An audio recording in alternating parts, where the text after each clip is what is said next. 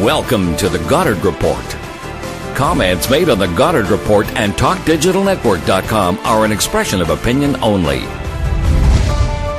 Here is Jim Goddard. My guest is Sharon Noble, Director of the BC Coalition to Stop Smart Meters. Welcome to the show, Sharon. Thank you very much, Jim. Well, a lot of stuff to get through again. The first was a scam alert for the Kelowna area, but I guess BC in general. Can you tell us about that? Well, this has been happening for the last couple of years. It started with BC Hydro, and now it's going on in the Fortis area, where people are basically taking advantage of the fact that Fortis and Hydro have been so intimidating and unpleasant to their customers by sending out letters that threaten to cut off their power and whatever if they don't either pay the legacy fees or if they don't accept the smart meters or whatever. And now Fortis is being hit where people are being threatened to that they will lose their power if they don't send money, and instructions are given on how to buy a card or whatever. Fortis and Hydro will not ask you for money directly. If they want money, they're going to be adding it to your bill. So just be sure to know that these people are scamming, trying to get you to give them your credit card number or to go and somehow or other get them a bank draft of some sort. Don't let people fall for this. It was happening last week in the central Okanagan and south Okanagan area. And of course, we had that scam where people were calling up claiming to be from Revenue Canada. Yep. And they send you notices in the mail. They don't phone you. That's right. And the one that's happening right now in the Fortis area, people are being asked to get a prepaid credit card and give them the number for it. They're even offering to come by the house to collect it in person. Don't do it. You sent a registered letter to Bill Bennett, the hydro minister, informing him that there was sworn testimony that smart meters can cause fires. Have you heard anything from the minister yet? Not a word, and it's been more than 6 weeks. And neither have I heard from any of the MLAs who got copies of this letter. The letter not only spoke to the Texas legal document that says that the Itron open-way meters have caused many fires down there because the meters do not fit into the base that held the analog meter, the same sort of problem that's happening here. But also I gave Mr. Bennett and every MLA several other pieces of information about other design flaws and pictures of fires that are happening and have happened in British Columbia. I gave fire reports and everything. Nothing. Not one word. Now, you've contacted the Insurance Bureau of Canada to see if they have any concerns about smart meters. What did the Bureau tell you? Well, this is a surprising development. I'm pretty sure that insurance companies are dealing with Hydro about the fires. The reason I say this is because several victims have told me that their claims were paid, and when they asked Fortis about it, saying that they knew it was a smart meter fire and that they would like to have a copy of their report, the insurance commissioner or the insurance company just says, "Don't worry about it. Your claim is being paid. Don't worry about it. You don't need to see the report." And then later, when they pursue a little bit further, some of them have been told not to talk to me, not to give me any information because they're in negotiations with BC Hydro. What this tells me is that the insurance companies most likely are subrogating the claim, which means that they are going after Hydro or Itron to recover any claims that they're paying. Now, this is legal. This is part of any contract, and it is done in order to reduce the liability that the insurance company has and therefore eliminate the need to increase your premiums. But what's happening is, at least in several instances that I know of, the premiums are being increased dramatically, and the subrogation is being carried forward, and no one is telling the client anything. So I wrote to the Insurance Bureau trying to find out information about this, but my specific question was, what responsibility does the insurance company have to tell its customers and the general public when they become aware of a fire problem with some sort of a product that's on the home or used in the home? And they gave me all sorts of answers that didn't answer my question. And they find, when I said I was concerned about the smart meter, that there have been smart meter fires, and yet I haven't heard anything from any insurance company warning people about it. And they said, smart meters are legal. That's not my question. Then they wrote back and said, you should be contacting the government because this is a government issue. That's not my question. What is the insurance company's obligation once they find out that a product is dangerous? Eventually, the insurance bureau told me that they have no obligation. The only obligation that an insurance company has is to pay the claim. So that tells me that the insurance company could be fully aware that the smart meter is dangerous, that your house could be set on fire, you could lose your property, and your life could be put at risk, and the insurance company isn't going to warn you about it.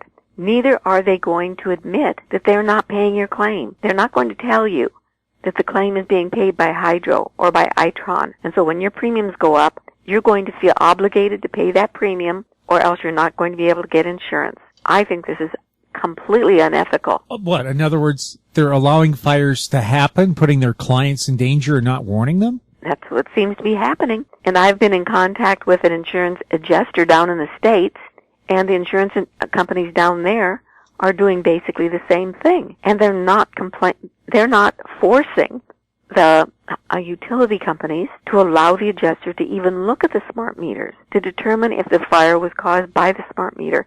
And the same thing is happening here.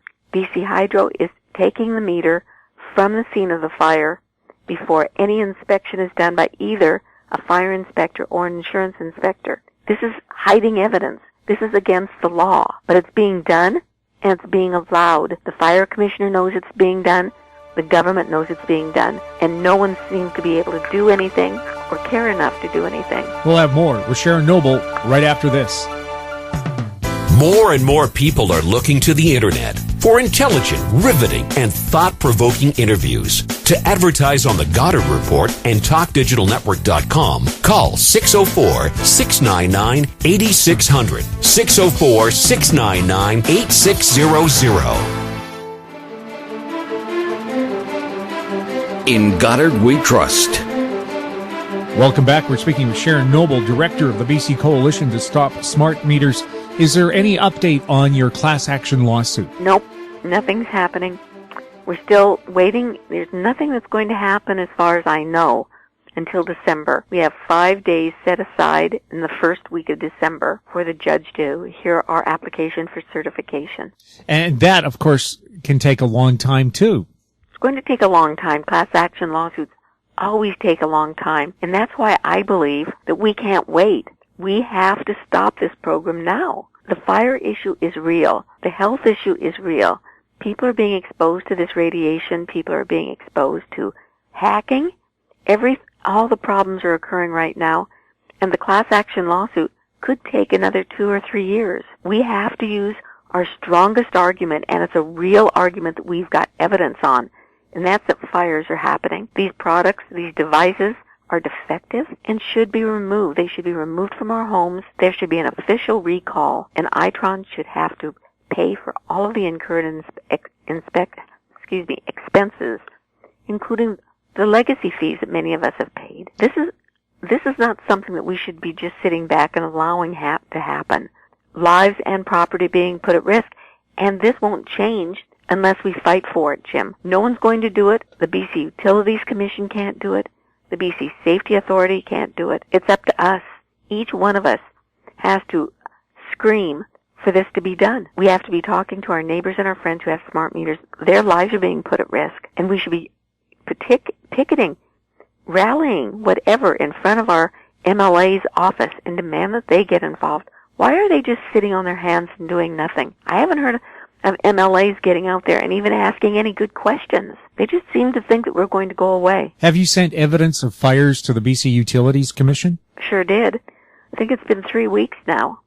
I sent the fire report, the Texas briefing. I've sent fire reports from the fire commissioner, a couple of them. And I sent about 5 or 6 pictures of melted, burned, charred meters that were on sides of homes. I gave the addresses of the places where these occurred because BC UC told me, when I wrote BC UC, I said so many times, why aren't you doing anything? And they kept saying they can't. They've been ordered under the Clean Energy Act not to get involved in any aspect of the smart meter program. So I challenged them. I don't believe that this is so. I believe that they still have a responsibility under the BC Utilities Commission Act to get involved as far as our safety is concerned. And I think they're using the Clean Energy Act to hide behind it. And I challenged them. I said, are you telling me that you cannot get involved as far as our safety is concerned? And they finally wrote back. Once or twice they wrote back and said yes. I pushed them further. And then they said, well, you don't have any evidence that there's been any harm, that there's been any fires. So I sent them evidence. It's been 3 weeks, and now I haven't heard anything. And what about the BC Safety Authority? This is the authority that's supposed to enforce all of the regulations, such as not removing the meters from the homes after they've burned down. They, too, have told me that they're not allowed to get involved. Nobody can get involved. It seems that everybody has been shut down on this. Now, the government's running ads on television telling people, think before you do something because most accidents are preventable. They should be running ads about these meters. They're running ads about the meters saying that all it's safe. They're misrepresenting this information about the meters in so many ways. I got it, and this is happening all over the place. It's like it's a worldwide attempt to get these things in without telling anybody any truth. And there's an interesting article that I got from Australia and shared this week, where the Australian government was challenged about the safety of these meters. And so they said, they would go off and test to see how high the microwave levels were. They found, they did some testing with their own meters.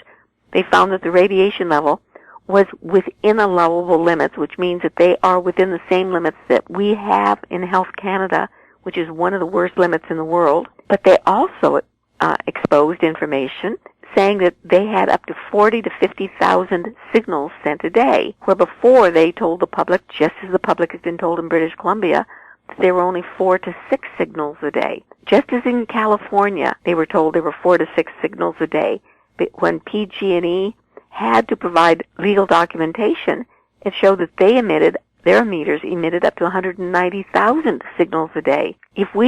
Where we have done testing here, and we don't really have sophisticated enough equipment to capture all of the signals, but enough signals are being captured with the equipment that people have to show that it's virtually constant, with high spikes every 4 to 5 seconds. And probably there are many in between that we just can't capture. People need to know that the Hydro, Fortis, and this government are not telling us the truth about so many things about these meters and about this grid. Another warning, Jim, that's been coming through loud and clear over and over again is the vulnerability of these meters. And this week there were several articles out from both the industry and from the black hat people.